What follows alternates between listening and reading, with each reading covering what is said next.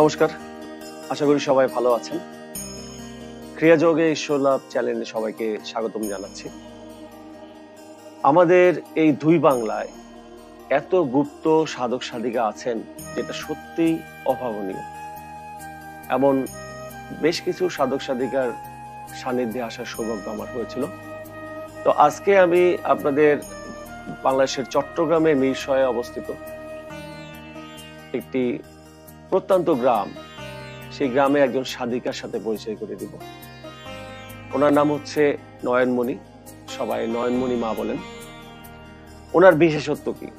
প্রথমে ওনার বিশেষত্ব হচ্ছে যে উনি প্রায় ৩৫ বছর ধরে অন্ন জল ছাড়াই টিকে আছেন। এটা কিভাবে সম্ভব? বিজ্ঞান এই প্রশ্নের উত্তর দিতে পারবে না। আমরা যোগী কথা মিতে পেয়েছিলাম সেই গিরিবালা দেবী, যিনি ২৫ বছর ধরে অন্ন জল ছাড়া নিরাহারে টিকেছিলেন, এবং পরমহংস যোগানন্দ তার সাথে দেখা করে আমাদের কাছে তাকে উপস্থাপন করেছেন। তো আজ আমি আপনাদের গিরিবালা দেবীকে উপস্থাপন করব, যিনি একটানা ৩৫ বছর ধরে নিরাহারে আছেন এবং দিব্যি সুস্থ মানুষ। বর্তমানে তার বয়স ৭৪ বছর। তাহলে চলুন ওনাকে আমরা দেখে নিই। নিরাহারী সাধিকা নয়নমণি দেবীর মন্দিরের সবচেয়ে আকর্ষণীয় জায়গাটা হচ্ছে ঢুকতেই অত্যন্ত সুন্দর কারুকার্য খচিত মন্দির প্রাঙ্গণ।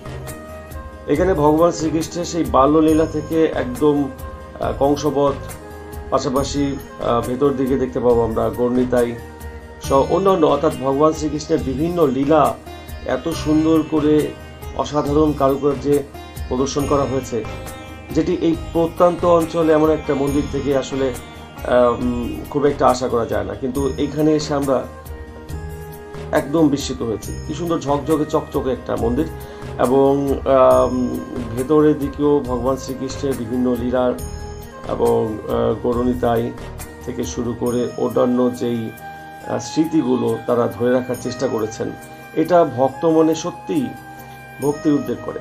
আমরা নয়নমণি দেবীর স্বামীকে দেখতে পাচ্ছি, অত্যন্ত বয়োজ্যেষ্ঠ কিন্তু একদমই সুস্থ সবল একজন মানুষ।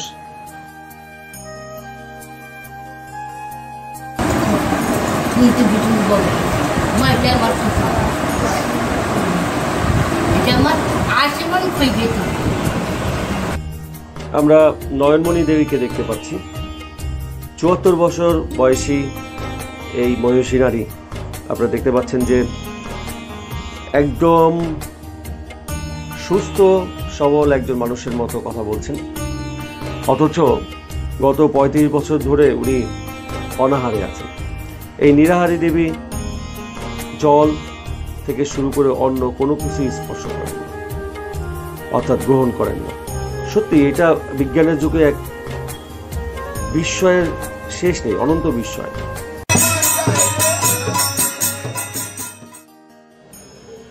প্রতিদিন অসংখ্য ভক্তের সমাগম হয়, সেই সকাল থেকে রাত পর্যন্ত। স্থানীয় ভক্তরা এবং দূর দূরান্ত, দেশের দূর দূরান্ত থেকে বিভিন্ন ভক্তরা আসতেই থাকেন। আমরা যখন পৌঁছলাম তখন উনি দীক্ষা দিচ্ছিলেন। নাম সংকীর্তন চলতেই থাকে, এবং আপনারা দেখতে পাচ্ছেন যে উনি কিভাবে হাতে তালি দিয়ে নাম সংকীর্তন করছেন। একদম ভক্তিতে ডুবে যাওয়া একজন মানুষ।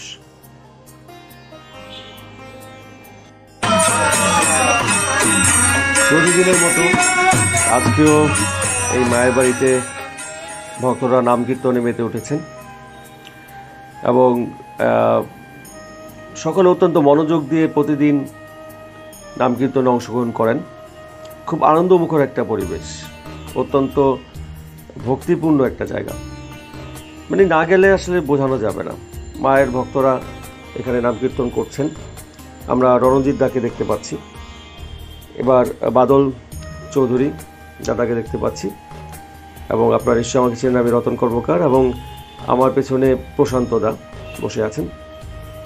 তো যাই হোক, সব মিলে প্রতিদিনই ভক্তদের, আমাদেরও সুযোগ হয়েছিল একদিন এখানে অংশগ্রহণ করার। আমরা খুবই আনন্দিত।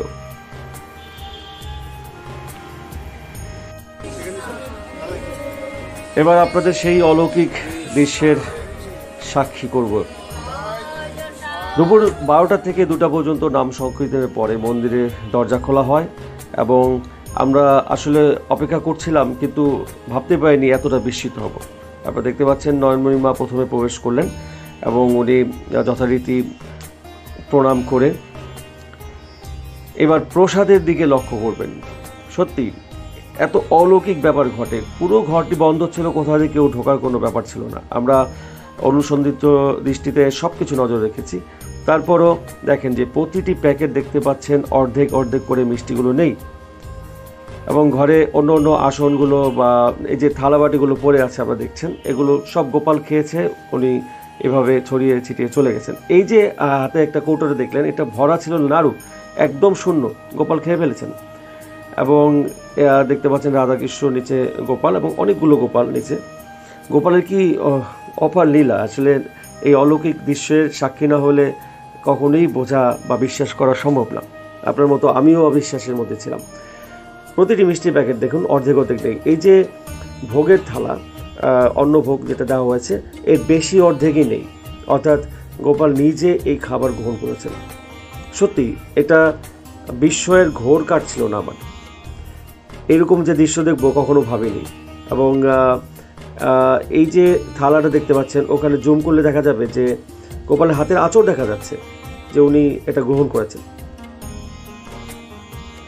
আপনারা দেখতে পাচ্ছেন যে পুজো শেষে নয়নমণি মা ভক্তদের মাঝে আশীর্বাদের ফুল বিতরণ করছেন, ভক্তদের আশীর্বাদ করছেন, চরণামৃত দিচ্ছেন তার স্বামী।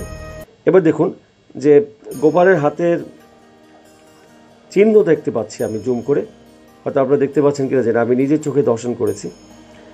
এবং প্রতিটি মিষ্টির প্যাকেট থেকেই প্রায় অনেকাংশের মিষ্টি গোপাল গ্রহণ করেছেন। সত্যি এই দৃশ্য না দেখলে মুখে বলে কাউকে বিশ্বাস করানো অসম্ভব। এটা আমার জীবনের অন্যতম একটা অলৌকিক দৃশ্যের দর্শন, আপনারা দর্শন করবেন আশা করি।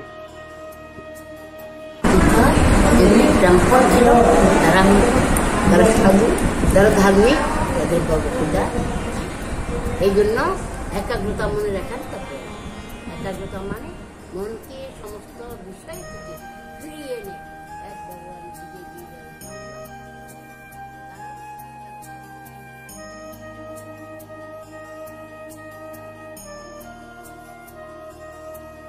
এবার শেষের দিকে শুরুর কিছু কথা বলি। আমরা যখন রওনা দিলাম, আমরা 5 জন ছিলাম একসাথে। তো দেখলাম যে আমরা ওনার বাড়িতে ঢুকতে দেখছিলাম যে উনি দীক্ষা দান করছিলেন। 4 জন ভক্ত দীক্ষা নিলেন এবং ওনাকে পরবর্তীতে আমরা যে প্রণাম করলাম এবং মনে হলো যেন খুবই আপন। উনি মাথায় হাত দিয়ে আশীর্বাদ করলেন একেবারে মায়ের মতো। ওনার যে আসলে অপার স্নেহ, মমতা এবং সবাইকে নিজের সন্তানের মতো গ্রহণ করে নেওয়া, এটা সত্যিই একটা বিস্ময়কর ব্যাপার। এবং আপনি দেখতে পাচ্ছেন যে উনি এটা একদম শেষের দিকে, আমরা যখন বেরিয়ে আসবো তার আগে শেষ বিকেলে উনি ভক্তদের নিয়ে অনেকটা ধর্মসভার মতো বসেছেন, ভক্তদের ধর্মকথা শোনাচ্ছেন বিভিন্ন বিষয়, এবং এত সুন্দর করে উনি উপস্থাপন করছিলেন। এবং আবার মাঝে মাঝে বলছিলেন যে তোমাদের মধ্যে কেউ প্রফেসর, কেউ ব্যাংকার, কেউ সরকারি উচ্চপদস্থ কর্মচারী, কিন্তু আমার কাছে সবাই তোমরা আমার সন্তান। আমি অত্যন্ত অল্প শিক্ষিত, মাত্র ক্লাস 1 পাস। উনি এগুলো বলতেন। আর ওনার যে কথা বলার ধরনগুলো এবং সেই পৌরাণিক কাহিনীগুলো বলছিলেন, মানে এর মধ্যে অনেক নাম সাধারণ যারা অত্যন্ত উচ্চশিক্ষিত তারাও ভুলে যাবেন। উনি গল্পের শুরুতে একটা নাম বলছেন, পরবর্তীতে কয়েক মিনিট, 5 মিনিট, 10 মিনিট যাওয়ার পরে আবার সেই নামটা রিপিট করছেন। এই 74 বছর বয়সী নয়নমণি মা সত্যিই একটা সময়ের বিস্ময়। আজকের বিজ্ঞানের যুগে কেউ হয়তো বিশ্বাসই করবেন না, কিন্তু সেই যোগীকথামৃতের, যোগানন্দ পরমহংসের লেখা যোগীকথামৃতের গিরিবালা দেবীর কথা আমার মনে পড়ে যাচ্ছে এই মুহূর্তে। উনি 25 বছর নিরাহারে থেকেছিলেন। সেখানে একটা ব্যাপার ছিল, ওনার গুরুদেব ওনাকে একটা মন্ত্র দান করেছিলেন। সেই মন্ত্র বলে উনি সূর্য শক্তিকে কাজে লাগিয়ে নিরাহারে থাকতেন। কিন্তু এই নয়নমণি মার আসলে ব্যাপারটা আরও বিস্ময়কর এই কারণে যে উনি কোনো মন্ত্র বলে না, কোনো অলৌকিক উপায় না, কিভাবে যেন সেই ভগবান শ্রীকৃষ্ণের সেই গোপালের কৃপায় উনি এই শক্তি অর্জন করলেন। একদম 35 বছর ধরে উনি নিরাহারে আছেন। সত্যি এক বিস্ময়কর ব্যাপার। তো আপনাদের সবাইকে স্বাগতম জানাবো চট্টগ্রামের মিশরের এই মহা সাধিকাকে আপনারা দর্শন করে যাবেন। সবাই ভালো থাকবেন এবং আশা করি আপনারা এই ভিডিওটি ভালো লাগলে আপনাদের এরকম ওনার সম্পর্কে আরও বিস্তারিত তথ্য আমি দিব। ঠিক বেলা 12টায় যখন মন্দিরের দরজা বন্ধ হচ্ছিল, তার আগে আমি যেমন নিজে দেখে রেখেছিলাম তেমনি ছবি তুলে রেখেছিলাম যে গোপালকে কি কি প্রসাদ দেওয়া হয়েছিল, কারণ একটা অলৌকিক ব্যাপার পরে দেখব বলে আশায় ছিলাম। তো আমরা যখন প্রণাম করছিলাম দরজা বন্ধের পরে, তখন কিছু ভিতরে শব্দ শুনতে পাচ্ছিলাম, কিছু বাটি বা থালা পড়ছে, এরকম ঝনঝনে কিছু শব্দ শুনতে পাচ্ছিলাম। কিন্তু আশ্চর্যজনক বিষয় হচ্ছে যে এই শব্দ প্রতিদিন শুনতে পাওয়া যায় না। আর সেদিন আমরা প্রায় 70-80 জন ছিলাম, তার মধ্যে মাত্র 3 জন এই শব্দ শুনেছিলাম, তার মধ্যে আমি একজন সৌভাগ্যবান। তো পরে যখন দরজা খোলা হয় ঠিক দুপুর 2টায়, তখন আমরা দেখতে পাই যে গোপালকে দেওয়া হয়েছে সেই মিষ্টির প্রায় বেশিরভাগ প্যাকেট থেকেই সে মিষ্টি গ্রহণ করেছে। একটা নাড়ুর কৌটো ছিল, পুরো নাড়ু গ্রহণ করেছে, অন্যের প্রায় 3 ভাগে 2 ভাগ খেয়ে ফেলেছে। তো এটা সত্যি আশ্চর্যজনক একটা বিষয়। আজকের এই বিজ্ঞানের যুগে এটা কি বলবো, যে বিজ্ঞানকেও হার মানায়, এর কোনো যুক্তিতর্কের খুব বাইরে। হয়তো কেউ বললে আমি বিশ্বাস করতাম না, কিন্তু আমি যখন নিজের চোখে সব দেখলাম, এখানে আর অবিশ্বাসের কোনো সুযোগ নেই। তার যে আতিথেয়তা এবং মহানুভবতা, এটা শুধু আমি শুনেছিলাম, কিন্তু আমি ব্যক্তিগতভাবে আমার অভিজ্ঞতার মাধ্যমে সেটা চাক্ষুষ প্রমাণ পেয়ে আসলাম। কি অসাধারণ তার ব্যক্তিত্ব! প্রতিদিন অসংখ্য তার ভক্ত অনুরাগী, তার দীক্ষিত শিষ্য শিষ্যারা আসেন, তারা প্রসাদ গ্রহণ করছেন এবং তার যে অলৌকিকতা, বিশেষ করে গোপালের ভোগ গ্রহণ, যেটা আপনাদের আমি দেখালাম, সত্যি এটা চোখে না দেখলে বিশ্বাস করা যায় না। আপনারা চাইলে ওনাকে দর্শন করতে পারেন, যদি সুযোগ হয় চলে আসবেন চট্টগ্রাম মিরসরাইয়ে। সবাইকে শুভেচ্ছা জানাচ্ছি এবং আমন্ত্রণ জানাচ্ছি। এমন গুপ্ত সাধক সাধিকাদের সন্ধান নিয়ে আমি আবারও আপনাদের মাঝে হাজির হব। সবাই ভালো থাকবেন। নমস্কার।